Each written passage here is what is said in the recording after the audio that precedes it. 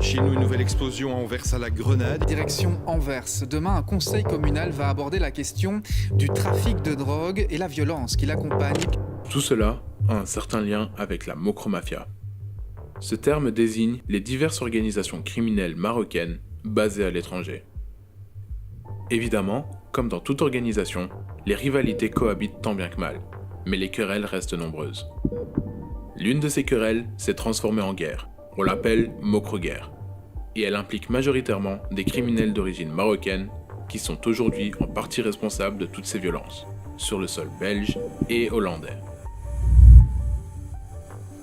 Tout commence en février 2012, lors d'un vol de cocaïne dans le port d'Anvers. Une livraison d'un cartel colombien comportant 200 kg de cocaïne avec une valeur estimée de 10 millions d'euros était destinée à un réseau de Colombiens aux Pays-Bas, avec la complicité d'une bande de Benaouf et Hussein. Mais c'est une autre bande anversoise qui va court-circuiter le coup. En effet, un ouvrier du port, supposé complice des Colombiens, devait réceptionner la marchandise avant que les douaniers ne la découvrent dissimulée dans un conteneur. Mais il décide de trahir son clan et refile l'information sur cette énorme importation à un clan marocain d'Anvers, surnommé les Tortues. Ces derniers volent alors la drogue à l'aide d'un autre groupe de Goenet Marta, basé à Amsterdam, et composé principalement de Marocains, d'Antillais et de Surinamais, qui auraient demandé un pourcentage sur cette cargaison. De l'autre côté, l'ouvrier du port fait croire à la bande colombienne que la drogue a été saisie par la douane et qu'il n'aurait rien pu faire. L'histoire passe. Le problème apparaît lorsque les Tortues ont commencé à revendre en gros la marchandise à Amsterdam. Les Colombiens cherchent des informations sur la saisie, qui normalement auraient dû être communiquées par les douanes belges à la presse. Mais là, ils ne trouvent rien. Finalement, un de leurs contacts leur communique qu'une bande de Marocains anversois commence à se balader dans des voitures de luxe, vendant une quantité astronomique de cocaïne avec le signe distinctif très subtil du cartel colombien marqué sur chaque paquet de cocaïne que vendent les Marocains. Ainsi, les Colombiens retrouvent les Tortues et décident de récupérer leurs biens. Rapidement, des hommes de main traquent les Tortues à Anvers. En avril 2012, 5 voitures de clans colombiens bloquent toutes les voies d'évacuation possibles dans un quartier de Borgerhout. Des hommes, en faux uniforme de police, blessent 2 jeunes par balle, tandis que 2 autres sont kidnappés. L'un d'entre eux est vite relâché, après qu'un homme nommé Benaouf, qui est en contact avec les Colombiens, dialogue avec l'organisation des Tortues et les persuade de payer une rançon spéculative de plusieurs millions d'euros.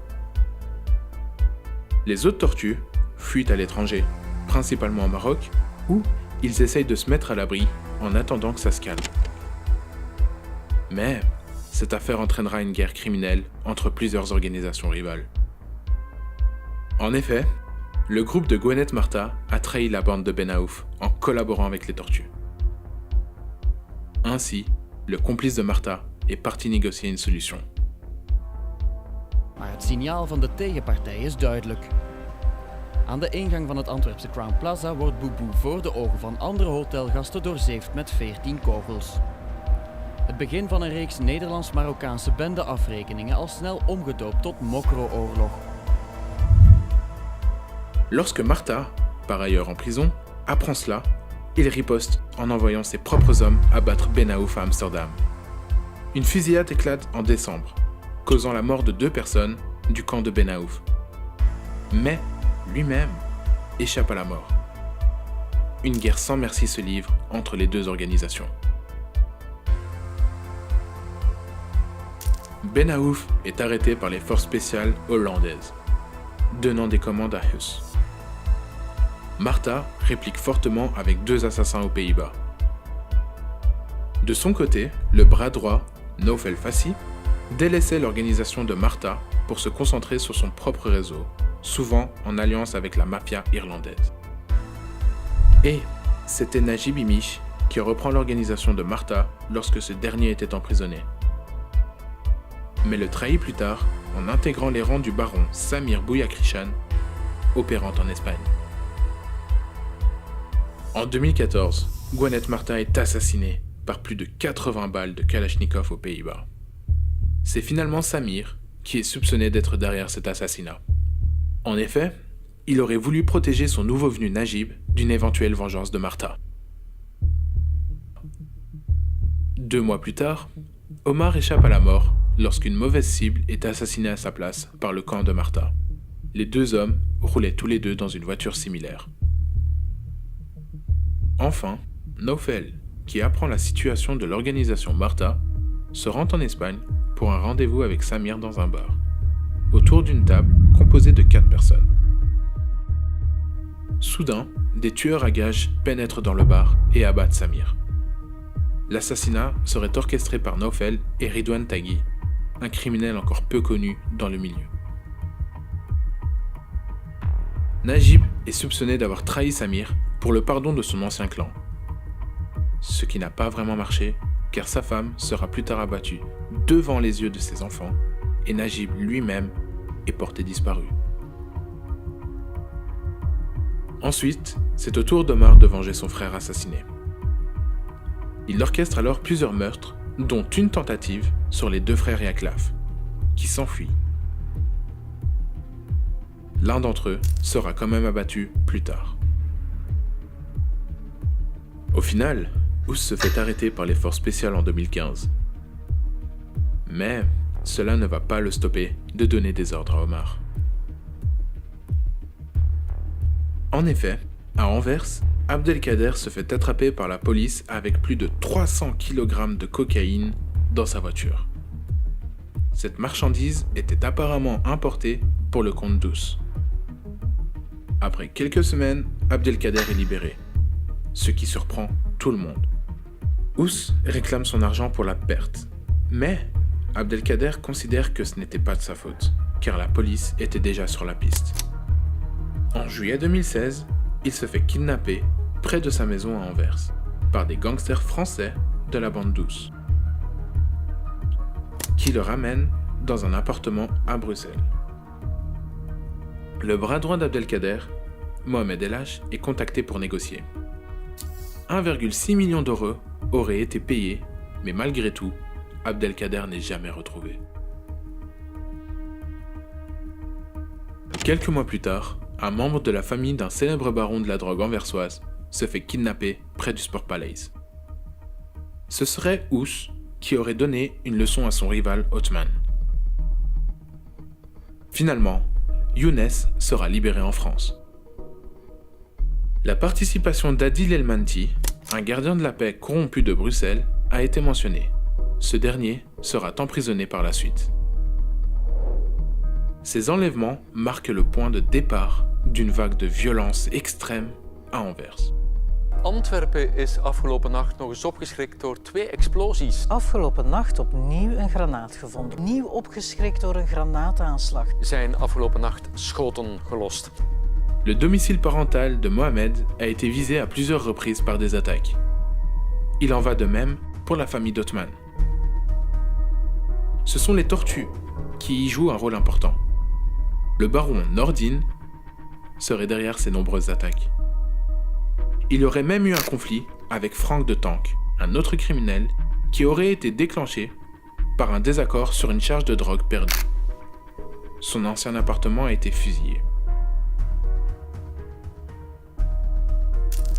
Mais des attaques visent aussi certains dockers. Il y a aussi d'autres clans impliqués dans les attaques à Anvers. À cause de l'omerta qui règne chez les criminels, In Antwerpen hebben 5 jonge mannen tot 6 jaar cel gekregen voor een reeks aanslagen in het drugsmilieu begin vorig jaar. il est difficile de connaître tous les détails, même après les arrestations. Cette concurrence entre les différentes bandes serait en partie responsable de la violence qui éclate à Anvers. Le compteur s'élève à plus de 60 cas d'incendies, attaques à la grenade et fusillades. Mais, revenons vers le conflit de Ben Aouf et Marta. Quelques exécutions ont encore eu lieu, comme la découverte de la tête de Nabil Hamzieb sur un trottoir. Le reste de son corps a été incendié dans une camionnette.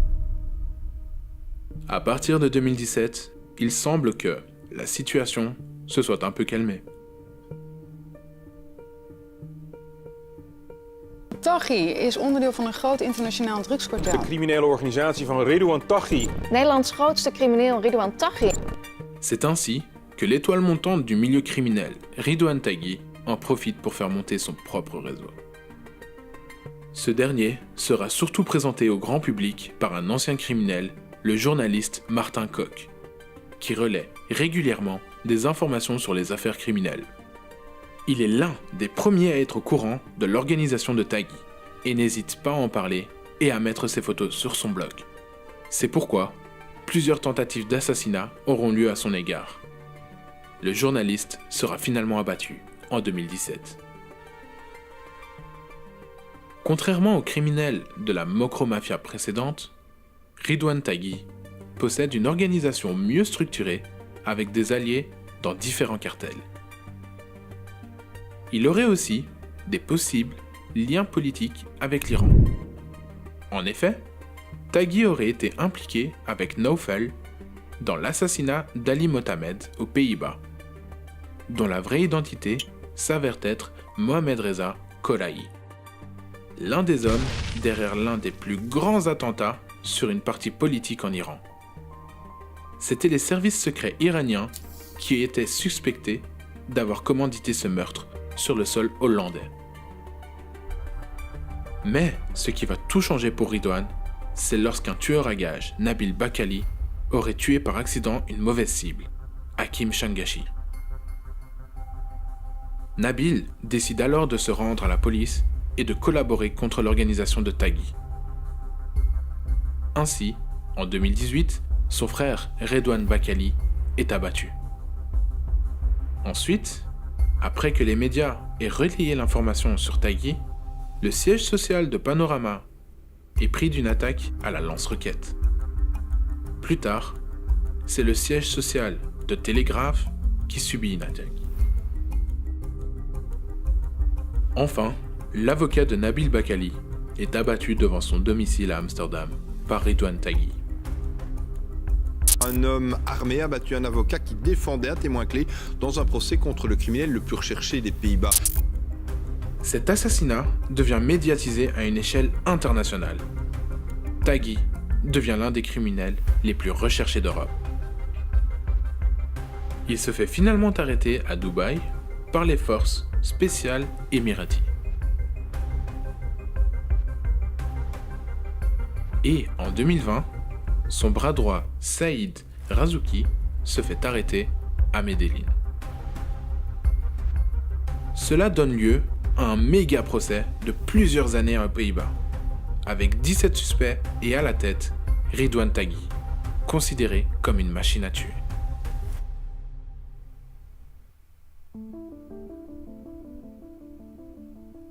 Au final, c'est bien le port d'Anvers qui joue un rôle majeur dans tout ce trafic.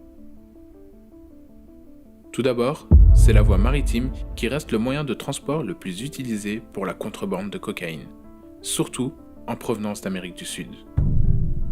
La Belgique, le Pays-Bas ou encore l'Espagne restent des points d'entrée majeurs pour cette deuxième drogue la plus consommée en Europe. En plus, la globalisation a permis l'interconnectivité entre différents réseaux. Ainsi, l'Afrique du Nord apparaît de plus en plus comme un point de transit. Comme l'ont montré des criminels marocains qui se sont vite enrichis à jouer les passeurs de hashish vers l'Espagne. Mais c'est bien à Anvers qu'en 2017, presque un tiers de toute la cocaïne destinée vers l'Europe a été interceptée.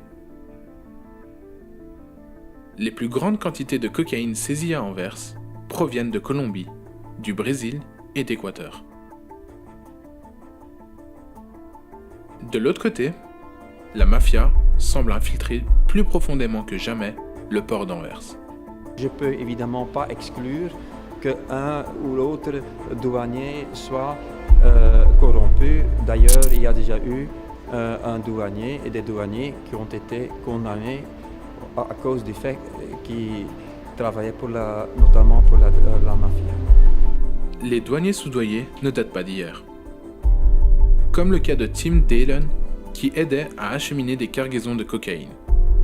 Il n'a pas hésité à louer des jets privés pour se rendre à des grands prix de Formule 1, ce qui a attiré très rapidement les yeux des autorités. Il sera plus tard emprisonné. Aujourd'hui, la cocaïne arrive en quantité de plus en plus importante. Les 8 dernières années, cette quantité a été multipliée par 14. Certains terminaux sont plus vulnérables que les autres. MPET, qui est le plus grand terminal, reste aussi le principal hotspot des trafiquants. BNFW est aussi une plaque tournante importante du trafic de drogue. En effet, Anvers est devenu un terminal fruitier majeur d'Europe. Les fruits sont des cargaisons idéales pour cacher de la cocaïne. C'est d'ailleurs une méthode fortement utilisée par la Colombie. De l'autre côté, le terminal d'Antwerp Gateway a déjà subi dans le passé un piratage par 3 informaticiens qui ont réussi à dupliquer des codes PIN de conteneurs où la drogue était cachée et à les sortir discrètement. Cette méthode très populaire, appelée rip-off, était majoritairement utilisée pour les drogues en provenance du Brésil en 2017. En effet, cette méthode de rip-off serait rendue plus compliquée par un nouveau système qui crypte les codes PIN en 2021.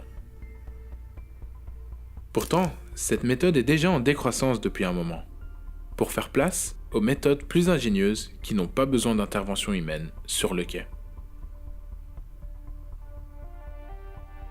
Mais le vrai problème se trouve dans le fonctionnement des ports à Anvers. Here you can see that there is cocaine in the floor of the container. And then the rest of the container you see that it is banana. Seulement 1% de tous les conteneurs étaient scannés en 2017. Ceci présente déjà une faille dans le système qui reste facilement contournable. Le but est de renforcer les contrôles jusqu'à atteindre 100% d'importations scannées, ce qui au final nécessitera de la haute technologie. De l'autre côté, il faut trouver l'équilibre entre l'aspect économique des échanges commerciaux et les contrôles. Comme l'explique le patron de la Fédération des expéditeurs d'Anvers. Le processus doit rester efficace, ce qui pourrait être déstabilisé avec des scannages additionnels.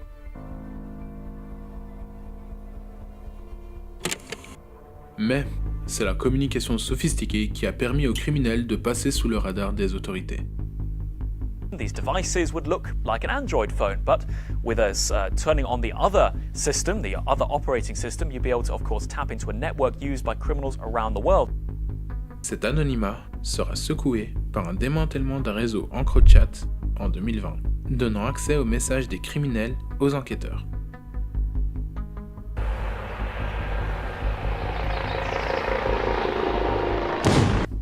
Ce qui a par exemple mené à la découverte d'une prison souterraine avec une salle de torture aux Pays-Bas. Ensuite, c'est le craquage d'un autre plus grand service de cryptophonie, Sky ECC, avec environ 170 000 utilisateurs, dont 25% d'utilisateurs actifs se trouvaient sur le sol belge et néerlandais, qui a donné lieu à la plus grande opération de police jamais organisée en Belgique. L'enquête, qui a mené à plus de 200 perquisitions en un jour et qui a déployé plus de 1500 policiers, principalement dans les zones d'Anvers, l'épicentre de l'utilisation de ces téléphones. Ceci n'est pas surprenant vu la violence à la drogue qui était encore démontrée récemment par la découverte de vêtements dans un entrepôt appartenant à Naïma Gilal, l'une des rares femmes de la mafia disparue depuis 2019 et probablement morte depuis. Mais, d'après le bourgmestre d'Anvers, il serait difficile de tirer pleinement parti des preuves de cette opération Sky. Car la pénurie de personnel au sein de la police est tellement importante que certains criminels pourraient s'en tirer à nouveau. Avec les ressources actuelles, la police nécessite d'environ 685 ans pour lire tous les messages interceptés. Elle est donc contrainte de faire des choix.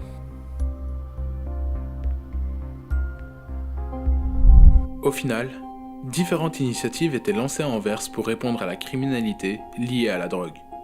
Par exemple, presque 160 interpellations ont été effectuées dans le cadre du Stromplan en 2019 pour renforcer les contrôles dans le port. Parallèlement, une force d'intervention appelée Cali Team est concentrée sur le crime de la ville. Ils ont pu, par exemple, confisquer le contenu d'un restaurant. Ou encore, 23 voitures de luxe d'une entreprise soupçonnée de blanchiment d'argent. Le blanchiment n'est pas quelque chose d'étonnant, car les énormes bénéfices de la drogue doivent bien être investis quelque part. De cette manière, le commerce illégal est devenu plus important que le commerce légal dans le quartier Bogerhout à Anvers. Cela va de pair aux Pays-Bas avec, par exemple, le club de futsal qui s'était retiré des jeux après avoir été trop impliqué avec la Mokro-mafia dont Huss jouait un rôle important. Enfin, Anvers a lancé l'opération Nightwatch afin de sécuriser les quartiers à haut risque grâce à des patrouilles. Pourtant, la criminalité reste là, et la guerre des trafiquants de drogue à Anvers n'est toujours pas finie. Le bourgmestre d'Anvers est d'ailleurs mis sous protection 24 heures sur 24, à cause du milieu de la drogue, ce qui reflète l'ampleur du problème.